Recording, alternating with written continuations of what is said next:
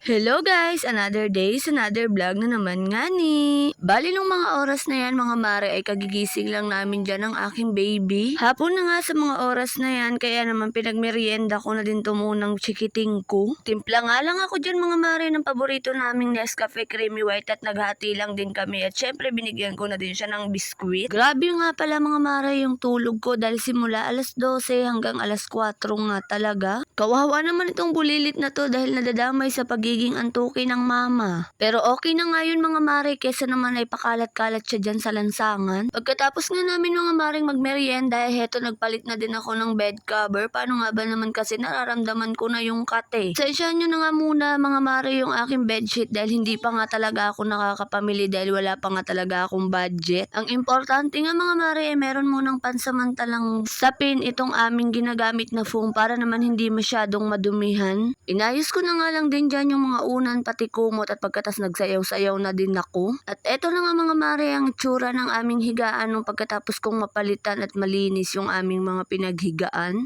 O di ba mga mare medyo nagmukhang kagalang-galang. Di bali na nga mga mare pangit yung bahay nyo basta importante malinis ito. At syempre importante din sa bahay ang organize. Ako nga mga mare, gusto ko talagang malinis yung bahay ko pero hindi ko naman ito napapanatili ng araw-araw. Pero hanggat maaari nga talaga ay gusto ko nga talagang malinis yung bahay para naman representable kapag merong dumating na bisita. Kasi aminin nating mapupuna at mapupuna talaga yung bahay natin kapag may dumadating na tao. Pero kahit nga naman talaga sino ay dumadating talaga ang araw ng katamaran. At hindi ko din talaga i-deny yun mga mare dahil meron din talaga akong time na tamad akong kumilos. Kaya naman nagigets ko din yung iba. Dahil nga mga mare ay malapit na naman ang gabi ay nagintindi na nga din ako ng ulam na binili ko pa to kagabi. Kalabasa nga lang ito na pangpalinaw ng mata para makita mo na hindi ka na niya mahal talaga. Ay ala, walang ganon. Gagataan ko nga lang ito mga mare at sasahugan ko ito ng isang balot na tuyo. Total naman mga mare, wala pa akong gagawin kaya naman inintindi ko na ito. Binalatan ko na nga ito at tinanggalan ko na din ng mga buto. Para naman mamaya ay lulutuin na lang talaga at ang kulang na lang ay gata. Natutuwa nga talaga ako dyan mga mare dahil habang nagbabalat ako nitong kalabasa ay meron naman isang bata na pinupulot talaga niya yung mga basura kahit nalalaglag. Tapos nilalagay niya nga ito sa plastic at ang sabi niya ay itatapon niya daw. O diba ang bait naman itong bata na to sana hanggang paglaki mo. Baka naman kasi maging baliktad ngayong bata ka pa ay tulong na tulong ka tapos paglaki mo ay tamad na tamad ka na kagaya ko. Pero in fairness nga talaga sa bata na to kasi madali nga lang din talaga siyang turuan at talaga namang ina-adapt niya sa sarili niya. Tulad na nga lang na kapag may natapon ay agad kong pinupunasan ay talaga namang ginagaya niya din. Nung nabalatan ko na nga lahat mga mare ay heto ginayat ko na din ito into bite size lang. Binabalatan ko nga talaga ito mga mare paano nga ba naman kasi ang tigas talaga ng balat nitong kalabasa na to. Tapos syempre malay natin ay meron silang inispray dito na chemical kaya naman tinatanggal ko na lang for safety. Ganto nga lang karami to mga mare dahil dalawa lang din naman talaga kaming kakain at hindi pa kumakain ng chikiting ko netong gulay na to.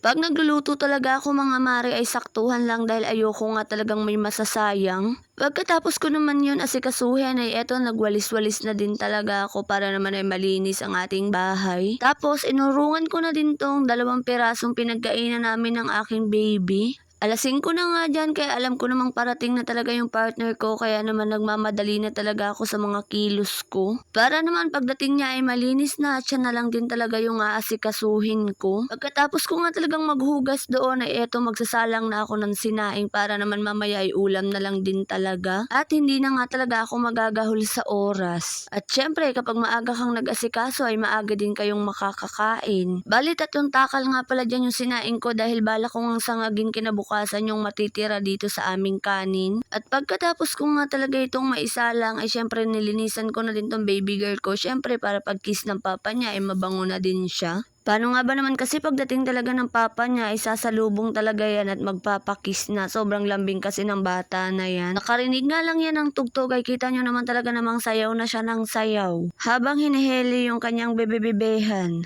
Nung tapos na nga ako sa lahat-lahat ng mga gawain ko ay syempre ako naman yung maglilinis baka mamaya ikiss din ako. Ay ala, walang ganun, ang landi. Ewan ko ba talaga mga mare, basta trip na trip ko talagang maligo tuwing hapon. Feeling ko nga kasi talaga mas fresh kapag maligo ka ng hapon. Pag sa tanghali nga talaga kasi ay papawisan ka lang din naman kaagad tas mawawala na din agad yung iyong scent. Kaya naman gusto ko talaga ay hapon talaga ako naliligo. Pagkatapos nga mga mare, heto nagsuklay nga lang din ang mare nyo at nagganda-gandahan na sa camera. Ganda-gandahan nga lang dahil wala naman talagang igaganda. Eto na nga talaga yung pinaka me time ko or muni-muni ko. Ang humarap sa camera at maganda-gandahan at syempre magpa-cute. Flex ko na nga din sa inyo itong 7 months baby bump ko. Sabi nga din talaga sa akin ng midwife ay pwedeng-pwede na akong mga nakatapusan ng December. Kaya naman talagang nagre-ready na ang mamshi ninyo. O siya, dahil sobrang haba na nga talaga ng video na to ay magpapaalam na din ako. Babush! Mwah!